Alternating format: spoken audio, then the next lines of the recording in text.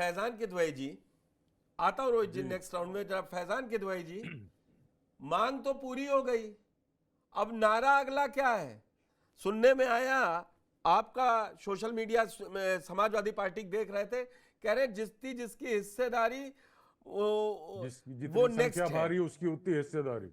हाँ, तो ये नेक्स्ट अब राउंड मतलब पीडीए को बचाने के लिए ये नया नारा है लड़ने के लिए। ये तो मुद्दा गया आपके हाथ से। देखिए, मैं मुद्दा कुछ नहीं गया ये सर। मानता रहूं, ये तो मोदी जी ले गए।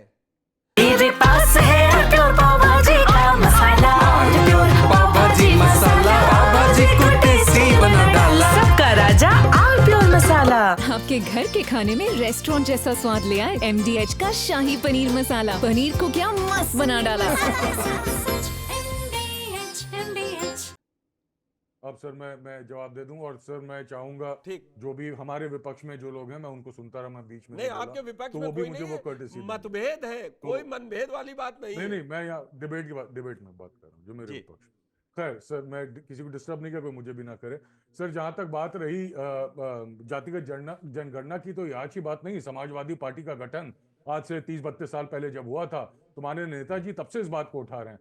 और श्री अखिलेश यादव के नेतृत्व में चाहे सदन हो, चाहे संसद हो, चाहे उनकी पॉलिटिकल रैलीज हो, अखिलेश जी हमेशा इस बात को बोलते रहे कि जातिगत जनगणना कराइए। और हम बोलते रहे कि जिसकी जितनी संख्या भारी उसकी उतनी हिस्सेदारी। और सर, आज पीडीए की इस ताकत के नाम पे, पीडीए की इस ताकत ने एक तानाशाह को घुटने टेकने पे मजबूर कर दिया है। और वो तानाशाह इसलिए घुटने टेक रहा है सर, क्योंकि उसको पता है वो लोगों को रोजगार नहीं दे सका, उसको पता है कि वो लोगों के लिए महंगाई को कंट्रोल नहीं कर सका, और क्रॉस बॉर्डर टेररिज्म नहीं रोक सका सर, जिसमें मासूम लोग खत्म हो गए। अभी पहलगाम में, इससे पहले बालाकोट में, यहाँ पे पठानकोट में, फिर पुलवामा में, हर जगह सर टेररिज्म की पूरी लिस्ट है सर। इनके नकारा राज में किस तरह से मासूम लोगों की जान गई है। और आपने भी अभी पुष्कर जी बोला कि ये एक मास्टर स्ट्रोक है, यानी आप भी जानते हैं कि ये इनके दिल से आवाज नहीं आ रही है, ये चुनावी मजबूरी है जिसकी वजह से ये कर रहे हैं सर। आरएसएस और बीजेपी की जो विचारधारा है सर, वो हमेशा से जातिगत जनगणना के खिलाफ रही, विरोधी रहे। और रीजन बीइंग सर, क्योंकि ये इनकी विचारधारा उच्च जाति के वर्चस्व की है, उसको बनाए रखने की है। वो इनको जो बाकी लोग हैं उनको नीची जाति के कहते हैं, उनको अलग रखना चाहते हैं, दूर रखना चाहते हैं, उनको उनका हक नहीं देना चाहते हैं। मैं सर आपको कुछ बातें बता दूं सर, प्लीज मुझे कुछ बातें कह लेने दीजिए सर। जी सर, आप जरूर पूछिएगा सर। अभी बात हो रही थी मोदी जी का मास्टर स्ट्रोक है साहब, तो सर मैं इनको बता दूं, इनके मोहन भागवत साहब ने 2015 में बिहार इलेक्शन के दौरान कहा था कि रिजर्वेशन पॉलिसी को फिर से जरा टटोलना होगा, समझना होगा। दिसंबर 2023 को मोदी जी रैली करते हैं वाराणसी में, तो वो कहते हैं कि भैया जातिगत जनगणना के बारे में कहते हैं मुझे तो 4 जातियां हैं पता है, सिर्फ युवा, महिला, किसान, गरीब, यानी SC ST OBC उनको कास्ट नहीं नजर आते हैं, तो वो नहीं देना चाहते, इसलिए जुमलेबाजी थी सर। मई 2010 में RSS के जनरल सेक्रेटरी हैं सुरेश भैया जी, उन्होंने कहा था कास्ट सेंसस जो है समाज को बर्बाद कर देगा, कमजोर करके रख देगा सर। श्रीधर गाडगे हैं, इनके हेड हैं RSS के विदर्भा यूनिट के, उन्होंने कहा था कि कास्ट सेंसस जो है समाज के लिए कुछ अच्छा नहीं, बर्बादी फैलाएगा। सर एक बात सर पूरा कंप्लीट कर लूं सर, और आप बात कर रहे थे अभी सुशील मोदी जी की, तो सर बता दूं रविशंकर प्रसाद जी की, नवंबर 3, 2023 में भोपाल में रविशंकर प्रसाद ऑपोजिशन को बुरा भला कहते हैं कि बिहार में कास्ट सेंसस कर रहे हैं, लेकर आ रहे हैं, और कह रहे हैं वो पूरे देश में भी करना चाहते हैं। ये उनके हिसाब से हम लोग गुनाह कर रहे थे सर। लेकिन सर पीडीए की जो ताकत है ना सर, इस ताकत ने आज, जैसे मैंने कहा, नरेंद्र मोदी साहब को, भारतीय जनता पार्टी को मजबूर कर दिया कि ये कास्ट सेंसस करे। और कास्ट सेंसस के बाद समाजवादी पार्टी की मांग है सर कि बहुत ईमानदारी के साथ पहले तो ये लोग करें, और फिर जिसकी जितनी संख्या भारी उसकी इतनी हिस्सेदारी। सर एक मुझे प्लीज आप बोलने दीजिए पुष्कर जी, मैं आप आमतौर पे बोलने देते हैं और मैं आपका बहुत सम्मान करता हूं पुष्कर जी, मुझे कुछ बातें कह लेने दीजिए। बीजेपी की आपको आइडियोलॉजी समझा देता हूं सर। अगर आप फैकल्टी देखें एम्स की जो दिल्ली की है, और ये रिपोर्ट है 2023 की RTI की सर, वो कहती है SC ST जो है उनकी कैटेगरीज जो हैं सिर्फ 12% फैकल्टी में उनका हिस्सेदारी है, जबकि 50% आरक्षण की सर बात कही गई है। सेंट्रल यूनिवर्सिटीज में सर ये UGC का डेटा है 2024 का कि 5% वाइस चांसलर और 8% प्रोफेसर SC ST OBC के हैं, बाकी सब उच्च जाति के हैं सर। और इसके अलावा अगर आप पहले का देख ले सर, आपको तो याद होगा। सुन लिया, अब हमारा भी सवाल ले लीजिए।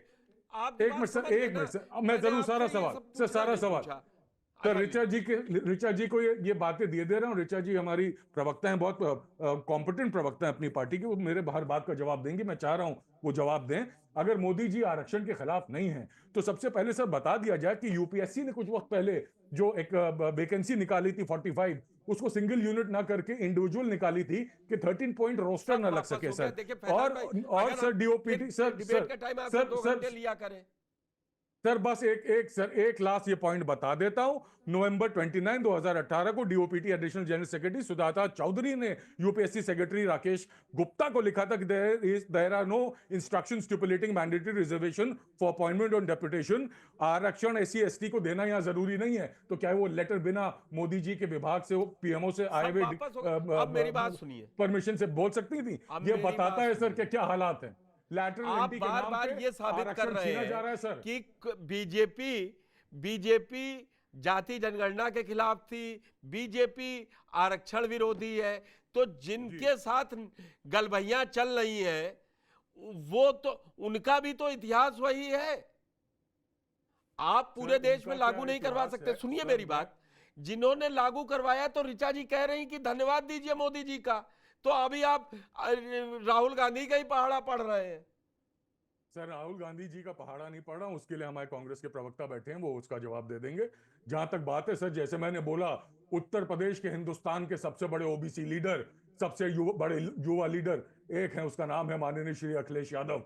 उनकी जो मुहिम है पीडीए की, पिछड़ा दलित अल्पसंख्यक आधी आबादी, और सर वो आवाज, वो जिस हिसाब से उठी है सर उत्तर प्रदेश के इलेक्शन में, जिस तरह से भाजपा के हाथ से जो वोट बैंक खिसक गया है, ये इसीलिए घबराए हुए थे।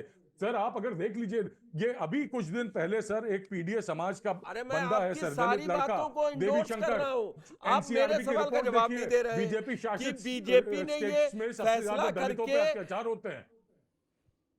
अब सुनिए तो मेरी बात, मैं आपकी सारी बात इंडोर्स कर रहा हूं। मैं वही सवाल बहुत छोटा सा है, इससे बीजेपी को घाटा क्यों हो जाएगा और आपको फायदा क्यों हो जाएगा, मुझे बता दीजिए। सर हम पहले घाटे और फायदे की बात ही नहीं करें, जहां इंसानियत की बात होती है सर, वहां हम इंसानियत की बात करते हैं। ये हमारी मुहिम थी सर, हमें खुशी है कि हमारी जो मुहिम थी उसकी शुरुआत हुई, लेकिन सर बीजेपी को देखते होना होगा, क्योंकि बीजेपी जो है जरूर इसमें जो है सर घोटाला करेगी, वो सही तरीके से करने नहीं देगी, हम करके ले आएंगे। ये मुहिम कब से है आपकी? आप उसी पार्टी को बिलोंग करते हैं जिस पर गेस्ट हाउस कांड करने का आरोप लगा है। दलित की बड़ी नेता के साथ आपका व्यवहार कैसा था ये आप जानते हैं। आपकी पार्टी के नेता खुलेआम कहते थे अंबेडकर जी ऐसे हाथ उठाते हैं तो इसका मतलब है कि वो लैंड ग्रैबर है, वो सबसे बड़ा जमीन का इनक्रोचर वही है। ये कहने वाले कोई और नहीं बल्कि आपकी पार्टी रही है।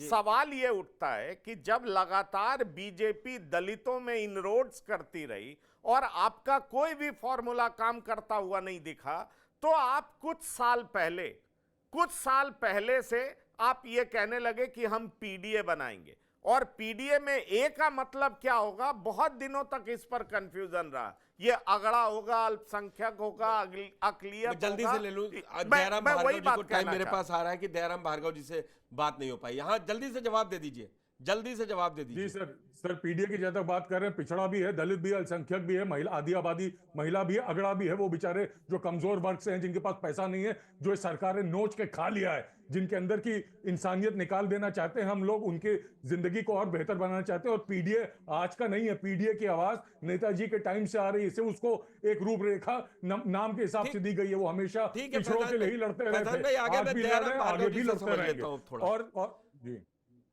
दयाराम भार्गव जी, ये आपकी भी जीत कहूं, 22 में ठीक है आप समाजवादी पार्टी के साथ थे, मैं उत्तर प्रदेश में इकलौता नेता मानता हूं ओम प्रकाश राजभर जी को जो एक सांस में 27 से लेकर 30 जातियों का नाम बता देते हैं कि इनको आरक्षण नहीं मिलता, इनको फायदा नहीं मिला। अब जाति जनगणना हो जाएगी, एनडीए में है, नेक्स्ट स्टेप क्या मांगेंगे? नहीं बिल्कुल, देखिए बहुत बहुत धन्यवाद। मुझे दूसरे चैनल पे जाना है, इस टर्म बोल के मैं निकल जाऊंगा। मैं आज आपको बता दूं, 12 भारतीय समाज पार्टी आदरणीय नेता ओम प्रकाश राजभर पिछले 21 साल से जातिवार जनगणना की बात करते रहे। आज हम एनडीए गठबंधन में, जब सपा बसपा की सरकार उत्तर प्रदेश में होती थी, देश में कांग्रेस की सरकार होती थी, यही तो जो है समाजवादी पार्टी के अभी जो हमारे साथी बैठे बड़े लच्छेदार बातें दे रहे हैं, बड़े लच्छेदार बातें कर रहे हैं। ये बताए 4 बार की सरकार ने, आपने कांग्रेस को मजबूर क्यों नहीं किया जातिवार जनगणना के लिए? 2011 में जो सदन में बिल जो है राहुल गांधी ने पाया, तब आपने क्यों नहीं इनकी सत्ता गिराने का काम किया? और इंदिरा गांधी ने क्या कहा था? जात पे ना पात पे मोहर लगेगी हाथ पर, इस तरह का नारा देकर के उसको उठाने का काम किया। 1931 में जातिवार जनगणना हुआ, उसी के साथ में गणना के साथ जोड़ा गया। 1951 से लेकर 53 से लेकर के 1989-90 तक किस तरह प्रताड़ना करने का काम कांग्रेस ने किया, उसकी सहयोगी दल सबसे ज्यादा ये लोग उसके कुठाराघात जोड़ बगैर करने का काम किया जातियों पे, तो सपा बसपा के लोगों ने किया। इन लोगों ने सहयोग में कांग्रेस को रख करके इसको जीवंत करने का काम किया। मैं तो धन्यवाद करता हूँ आदरणीय नेता ओम प्रकाश राजभर को, और धन्यवाद करता हूँ देश के प्रधानमंत्री को, उनके कैबिनेट को, उन्होंने उस चीज को समझा जो देश की 140 मेरे पास है प्योर पाव भाजी का मसाला, प्योर पाव भाजी मसाला, पाव भाजी को टेस्टी बना डाला, सबका राजा आल प्योर मसाला। आपके घर के खाने में रेस्टोरेंट जैसा स्वाद ले आए MDH का शाही पनीर मसाला। पनीर को क्या मस्त बना डाला।